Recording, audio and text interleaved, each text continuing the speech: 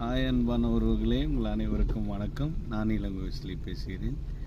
மனதில் நின்ற கவிதைகள் பொன்மொழிகளாக. இன்று நான் ஒரு பிரார்த்தனை பண்ணிகிட்டே வண்டி ஓட்டிகிட்டே இருக்கும்போது எனக்கு ஒரு யோசனை வந்துச்சு.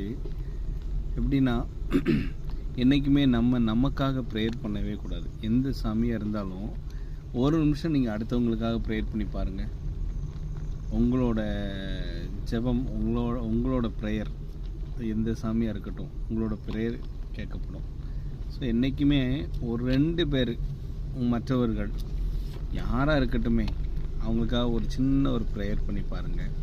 வாழ்க்கையில் உங்கள் ப்ரேயர் உடனே கேட்கப்படும்.